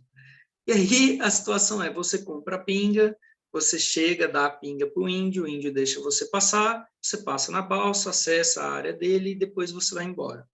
E aí, na situação, qual é a relação ali, naquela ocasião do fato em si? É que o índio ele não pode pedir o dinheiro em si, ele nem vai fazer isso, mas ele precisa porque ele está, involuntariamente, ele está dentro do sistema, né? Ele está dentro da economia, ele está dentro da economia brasileira, ele ainda é um partícipe dessa economia brasileira e também um partícipe das suas tradições, né? E a relação disso, dele ter que utilizar uma venda para poder fazer a troca, ainda é uma coisa muito sui generis, que define que aquele fato é qual o motivo dele fazer isso, qual o motivo dele chegar ao ponto de ter que ter uma venda para poder cobrar daquelas pessoas que estão passando, para poder ter dinheiro, para poder comprar mantimentos para a tribo, para poder comprar coisas que a tribo às vezes está precisando e que o governo não fornece.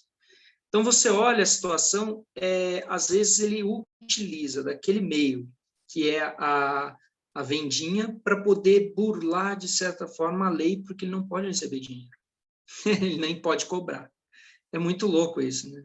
Então, você vê que a lei, ela ao mesmo tempo que é rígida, que é o hard law e o soft law, ao mesmo tempo que elas são rígidas e elas são leves em certos pontos, elas às vezes são rígidas a ponto de criar uma burocracia que está estanque e muito distante do que é de fato e quais são os fatos verdadeiros, o que deve acontecer, o que realmente acontece, o que realmente esses povos precisam, né? Isso é engraçado porque o direito realmente ele caminha a passos muito lentos com relação à economia e à sociedade, e ele vai alcançando aos poucos devido aos fatos que vão ocorrendo, mas, ao mesmo tempo, a gente, nessa concepção de povos tradicionais, na concepção de entender os povos tradicionais, é importantíssimo não só entender, mas estarmos olhando com os mesmos olhos deles, para poder, de fato, criar uma lei, para poder, de fato, poder defendê-los de forma melhor, e eles mesmos ter o direito de se defender, né, perante ao capitalismo, que às vezes realmente ele entra criando barreiras, destruindo a certo ponto, né? Eu falo isso, pelo amor de Deus, mas a certo ponto tendo essa visão ainda antropocêntrica, ainda vinculada ao bem ilimitado, né? E que não é mais assim. A gente, na verdade, deveria aprender com eles, não? Né? Eu não sei se respondi a sua pergunta, mas eu acho que a questão em si é mais ou menos essa, né? A gente tem que olhar a legislação, as nossas legislações têm que se basearem, de certa forma, sobre esses fatos, né? E olhar de uma forma muito não burocrática, mas sim, digo, humana, né? Humana em todos os sentidos. Eu acho que é nesse caminho que as leis brasileiras, a OIT 169 vem propor isso, mas temos que ter isso em mente ao tentar aplicá-las, sempre. Muito obrigada, Paulo, muito obrigada, Silmara, muito obrigada, Sandra. Foi fantástico ouvi-los falar e trazer ou dar visibilidade a estes direitos de povos indígenas, de povos e comunidades tradicionais que vêm sendo ou dos quais há uma tentativa de se invisibilizar. E nesse sentido também alguém ficou um pouquinho invisível aqui, né, nesse nosso seminário, todo o pessoal de infraestrutura, e em particular Davi Cavalcante, a quem eu gostaria de agradecer por todo o suporte e enfim, todo o pessoal do backstage, né, que fica assim, nos dando esse suporte para que esse papo legal ocorra. E gostaria apenas de finalizar com uma reflexão, que a doutora Sandra falou dele, e aí eu lembrei do Ailton Krenak, e eu não poderia deixar, enfim, de falar algumas palavrinhas que ele se pergunta, né? Ele se perguntou em uma das suas colocações, que humanidade somos hoje? Né? E ele respondeu da seguinte maneira: somos uma humanidade complexa e diversa. Ela tem aquelas qualidades que nós gostaríamos, às vezes, que fossem presentes ao nosso redor, a complexidade e a pluralidade. Mas essa humanidade, exatamente por ter uma condição plural, não constitui uma comunidade. Poderia dizer que hoje estamos perplexos porque nós não conseguimos ter uma unidade de propósito e estamos passando por crises sucessivas. Crise ambiental, climática e econômica. É também uma crise de paradigma. Talvez, se nós conseguirmos o respeito dentro da diversidade, assegurar por aí, né, a efetividade do direito, né, desse direito construído para o bem-estar de todos, para o respeito da dignidade, das diferenças culturais, diferenças de identidade culturais, respeito aos povos originários, a essas comunidades tradicionais que têm tanto a nos ensinar, talvez nós possamos construir uma outra relação com a natureza e possamos, portanto, também pensar na construção de um novo direito. Obrigada a todos e a todas. espero ver vocês no nosso próximo bate-papo legal.